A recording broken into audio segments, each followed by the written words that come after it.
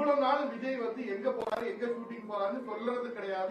எந்த அப்டேட் இல்லாம அவரால் போக முடியும். அப்போ நாளைக்கு நான் ஷூட்டிங் போறேன்னு முன்கூட்டியே சொல்லி அங்க எதிர்பாராத ஒரு ரோட் ஷோ நடக்கணும் அப்படின்னு திட்டமிட்டது தானே? இல்ல, இன்ஃபர்மேஷன் முன்னாடி ஒரு நடிகரா இருக்கும் பொழுது இன்ஃபர்மேஷன் பாஸ் ஆகாது.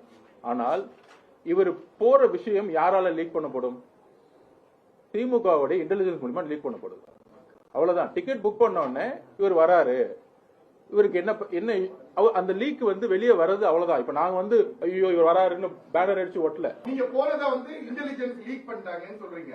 இன்னமும் நான் சொல்லக்கூடாது, போஸ்ட் ப்ரொடக்ஷன் நடந்துட்டு இருக்கு. சென்னையில அவர் எங்க வராரு போறாரு, அந்த ஷூட்டிங் முடிச்சு இன்னமும் போயிட்டு இருக்கு. ஏன் அதை இன்னமும் இன்டெலிஜென்ஸ் அதை மட்டும் பண்ண வேண்டிய அவசியம் என்னவா இருக்கு? அது நீங்க மதுரையில வெளியூர்ல போறாரு, அதை மட்டும் இன்டெலிஜென்ஸ் லீக் பண்ணுது. இப்பவும் விஜய் தனியா தான் இருக்காரு. நீங்க ஒரு குற்றச்சாட்டை சொல்லும் போது அப்ப எல்லாத்தையும் தானே லீக் பண்ணணும். அதை மட்டும் தனியா லீக் பண்ண வேண்டிய அவசியம் என்னவா இருக்கும்? அது அவங்க கிட்ட தான் கேட்கணும்.